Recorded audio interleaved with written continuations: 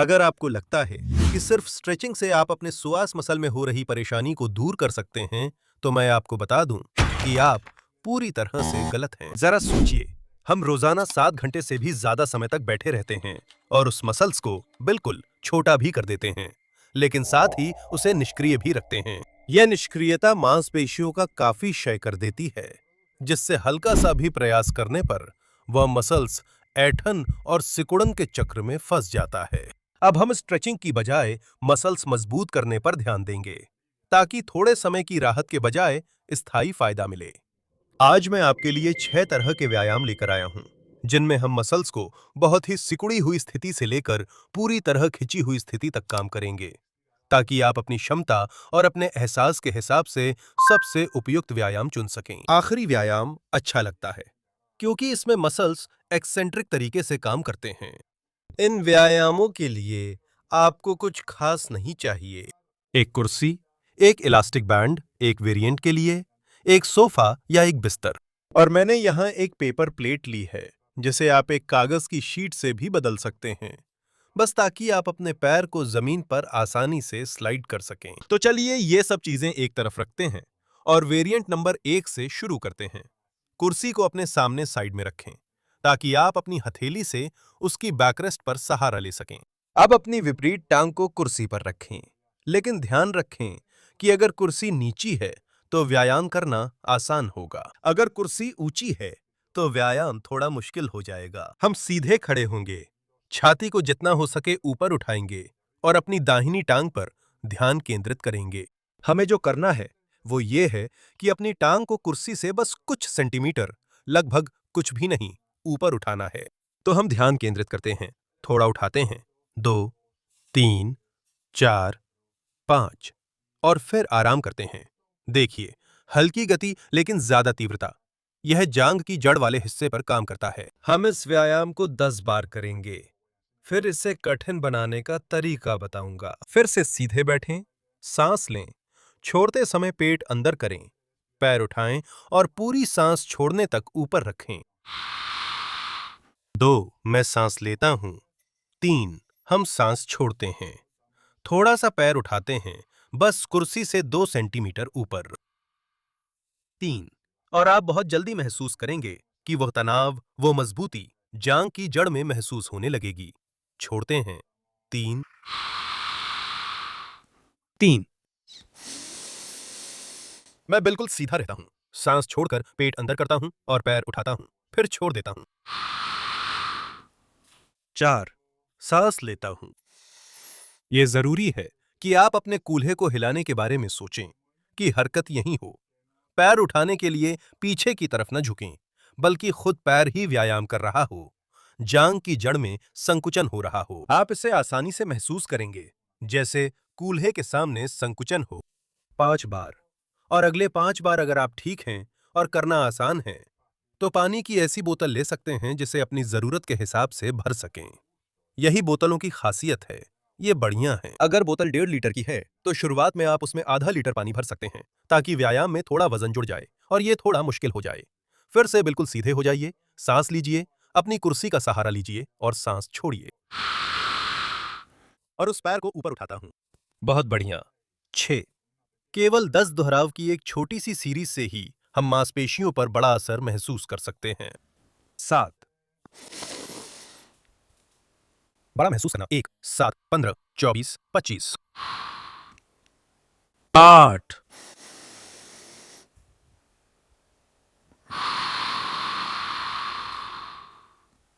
9, एक आखिरी दोहराव,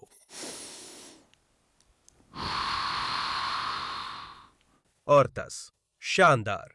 अब पैर नीचे रखें, सांस लें, थोड़ा चलें और लिखें कि आपको कैसा लगा। आसान, मुश्किल या कहीं दर्द हुआ। अब हम दूसरी वेरिएंट पर जाएंगे, जहां हम थोड़ा स्तर बढ़ाते हैं।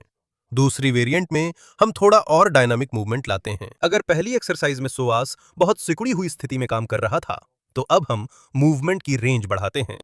कोई बोतल, किताब या छोटी चीज ले जो चुनौती देने में मदद करे। इसे आराम से करने के लिए मैं सुझाव देता हूं कि दीवार के सहारे पीठ टिकाकर जमीन पर बैठें। आप इसे बिना सहारे के भी कर सकते हैं। लेकिन इससे कमर पर ज्यादा जोर पड़ता है। हम दाहिनी टांग पर काम करेंगे। इस वेरिएंट में मैं बाईं टांग मोड़कर दाहिनी को पूरी तरह टिकाऊंगा। ये कूल्हे को मोड़ने और घुटने को सीधा करने का अभ्यास है, इसलिए आप इसे क्वाड्रिसेप्स में भी महसूस कर सकते हैं। यहां से हम आगे यह करेंगे। पैर की उंगलियां अपनी ओर खींचें और पैर जमीन से कुछ सेंटीमीटर ऊपर उठाएं। वहीं रोकें। 1 से 5 तक गिनें। अब नीचे लाएं। हो सकता है कि आप महसूस करें कि वह मांसपेशी कांप रही है या 5 सेकंड तक रोकना मुश्किल हो रहा है। कोई बात नहीं, कंपन आना सामान्य है। यह दिखाता है कि मांसपेशी थक रही है और काम कर रही है। अगर 5 सेकंड नहीं रोक सकते तो 3, 2 या 1 सेकंड भी रोक सकते हैं। चलो काम करते हैं। 10 बार दोहराएंगे। मैं थोड़ा साइड में हो जाता हूं, यह बेहतर रहेगा। चलो शुरू करते हैं। ऊपर उठाता हूं। 1, 2, 3, 4, 5 और अब आराम करता हूं। अगर यह मुश्किल लगे तो दीवार से नितंबों को थोड़ा दूर करें।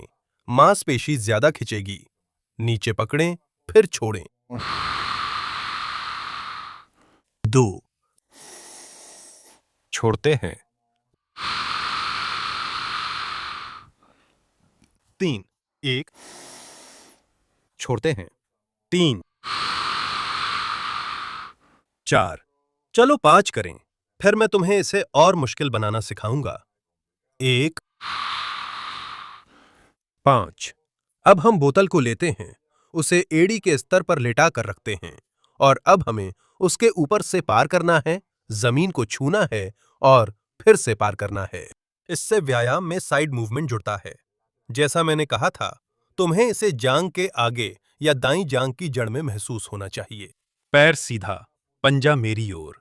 सांस लेता हूं और छोड़ते समय उसे ऊपर उठाकर दूसरी तरफ भी ले जाता हूं, फिर नीचे छूता हूं।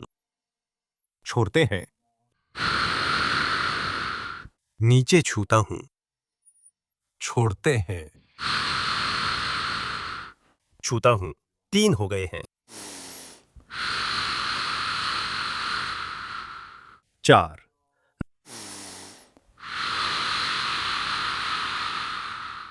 और 5 सबसे साहसी लोगों के लिए एक और ऊंचा स्तर है। मैं देखता हूं कि क्या कर सकता हूं, पर शायद नहीं कर पाऊंगा। हम उस बोतल को सीधा रखते हैं। अब यहां मूवमेंट की रेंज बहुत ज्यादा है, बहुत ज्यादा कठिनाई है और मूल रूप से ये वही है। हम पैर उठाते हैं, पार करते हैं और फिर छोड़ देते हैं। यह थोड़ी चीटिंग हो जाती है, क्योंकि दीवार से दूरी जितनी ज्यादा होगी, यह उतना आसान होगा। मैं 3 और करूंगा, आप देख सकते हैं। नीचे की स्थिति में सांस लें। छोड़ते हैं। बदलते हैं। श्वास का अच्छा संकुचन। सांस लेते हैं, ज्यादा मूवमेंट, ज्यादा फैलाव। बदलते हैं। एक और। छोड़ते हैं और टिकाते हैं। आराम करते हैं। और हम नोट करते हैं कि आपको यह दूसरी विधि कैसी लगी। ज्यादा मुश्किल, ज्यादा आसान, बेहतर अनुभव या खराब। और अब हम तीसरी विधि पर चलते हैं। इस तीसरी विधि में हम यह व्यायाम या तो जमीन पर या फिर बिस्तर पर करेंगे। सिर को सहारा देने के लिए कुछ लेना जरूरी है, जैसे तकिया या पानी की बोतल।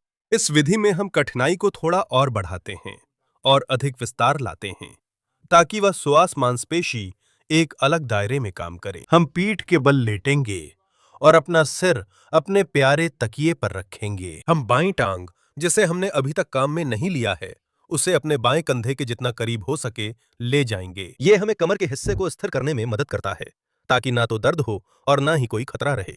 अब हम टांग सीधी करेंगे और क्वाड्रिसेप्स में काम महसूस करेंगे। यह सामान्य है, लेकिन यह एहसास जांग की जड़ और श्वास मांसपेशी में भी होना चाहिए। अगर ऐसा करते समय आपकी कमर में दर्द होता है, तो आप तौलिए को कई बार लपेट सकते हैं और उसे ठीक यहां कमर के हिस्से में रख सकते हैं, ताकि रीढ़ को सहारा मिल सके। पैर का पंजा मेरी तरफ। सांस लें और छोड़ते समय देखें कि कैसे दिखता है।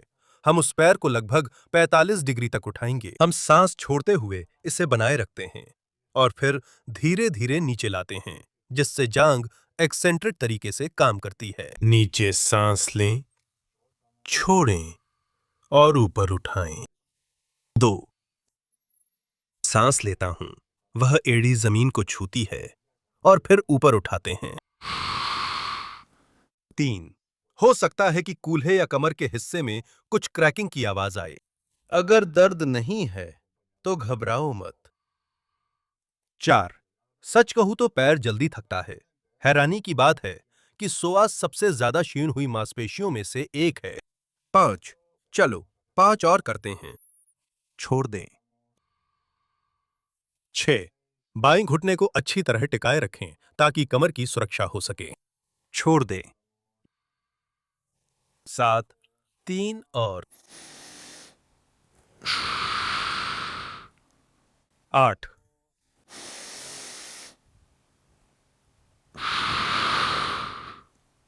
हिलाओ।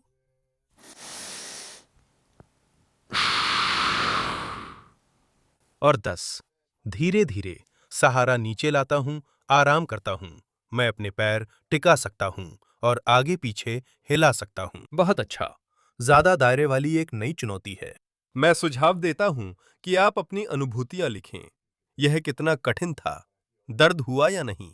और अब हम कुर्सी के साथ अगली विधि के लिए खड़े होते हैं।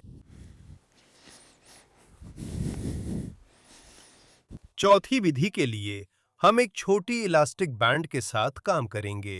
हम धीरे धीरे बहुत अधिक गति लाना शुरू करते हैं ताकि इसे हर बार और अधिक चुनौतीपूर्ण बनाया जा सके। हम बहुत बंद यानी बहुत सिकुड़ी हुई स्थिति से शुरू करते हैं और धीरे धीरे उस मांसपेशी को ज्यादा खिंचाव में काम कराते हैं। आप व्यायाम को थोड़ा कठिन बनाने के लिए एक इलास्टिक का उपयोग कर सकते हैं, लेकिन अगर आपके पास घर पर नहीं है तो कोई बात नहीं, आप बिना इसके भी व्यायाम कर सकते हैं। ध्यान से देखिए, मैं अपना इलास्टिक लूंगा और एक बार करके दिखाऊंगा।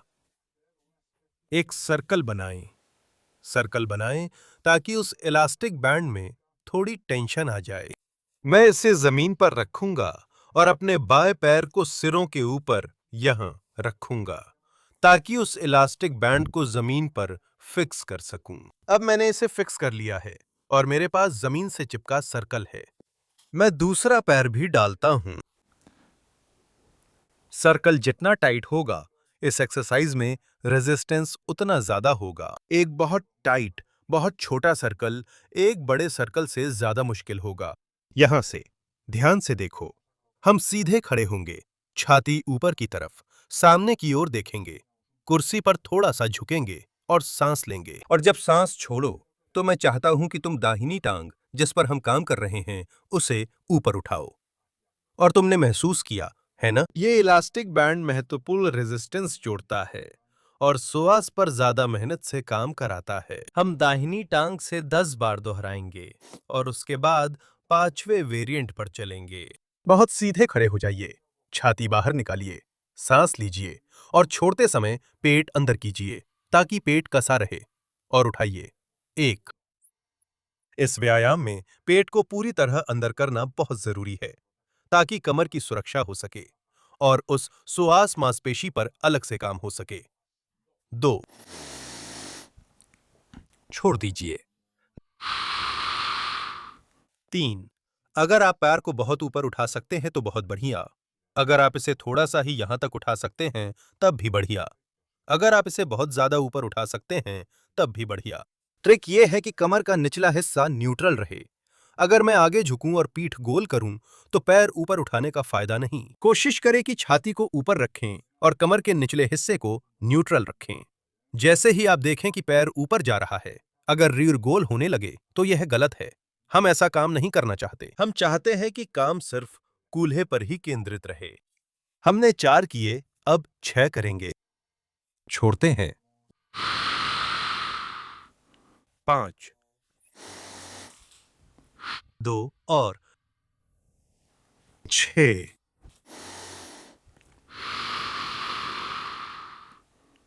7,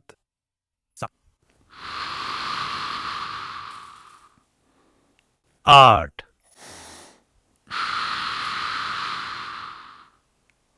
9, एक और 10। मैं एक और कर रहा हूं, बहुत अच्छा लग रहा है। 4, 11। कूल्हे के लिए यह बहुत अच्छा काम है। इस चौथे वेरिएंट में काफी चुनौतीपूर्ण।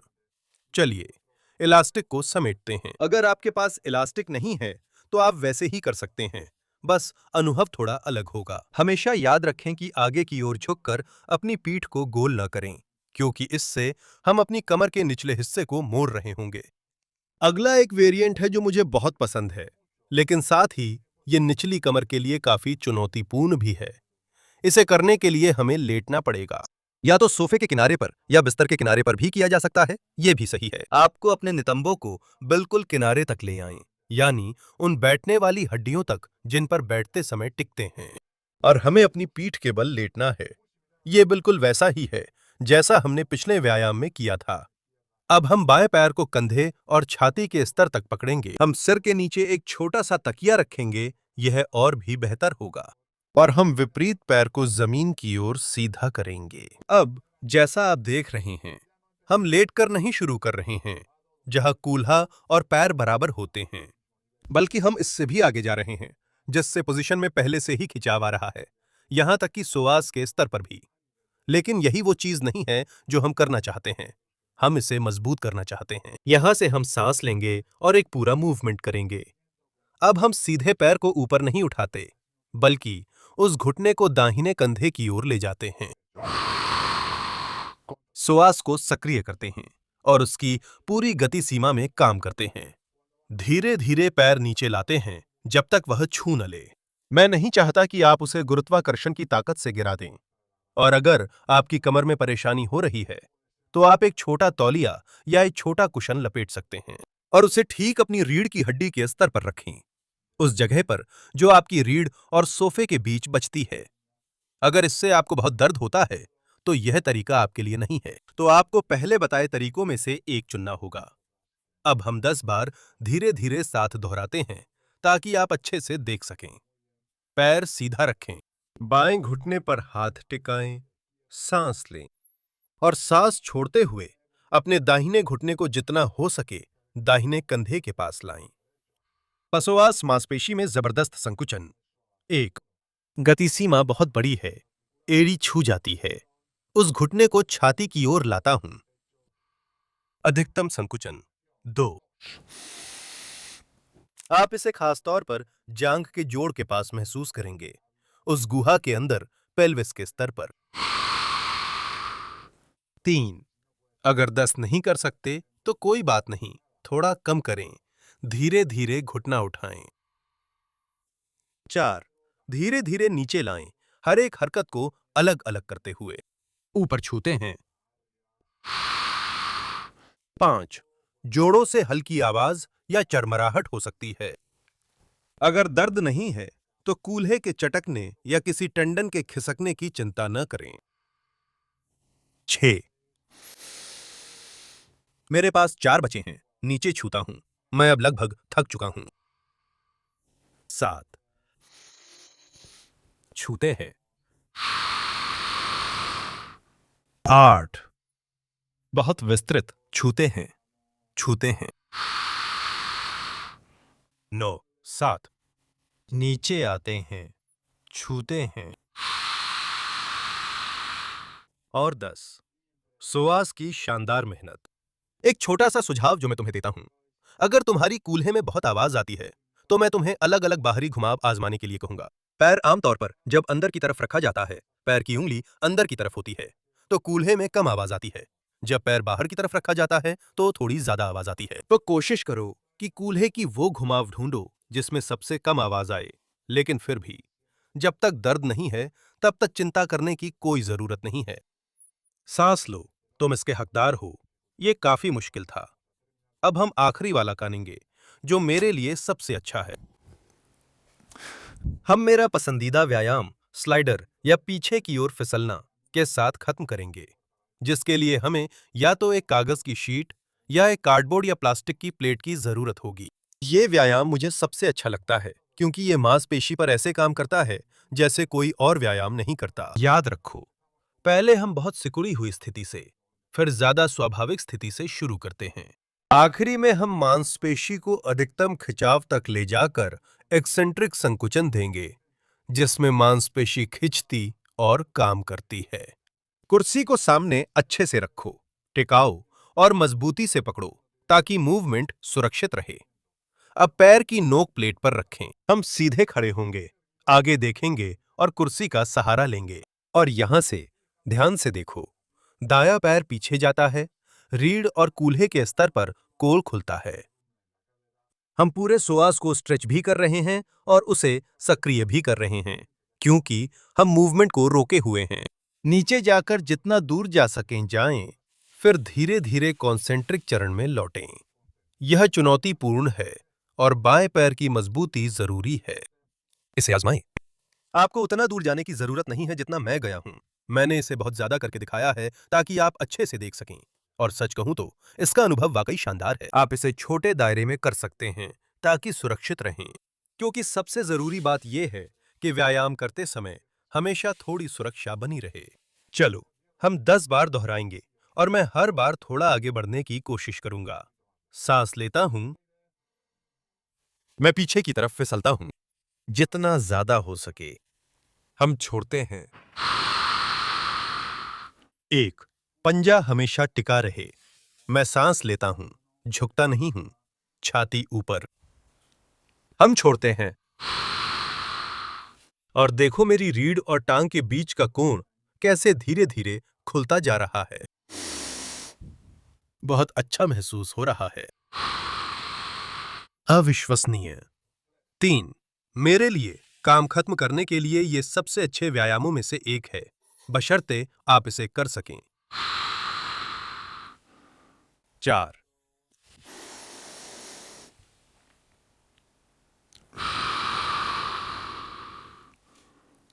5,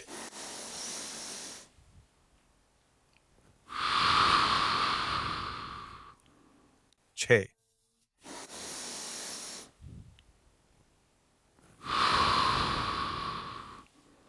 7।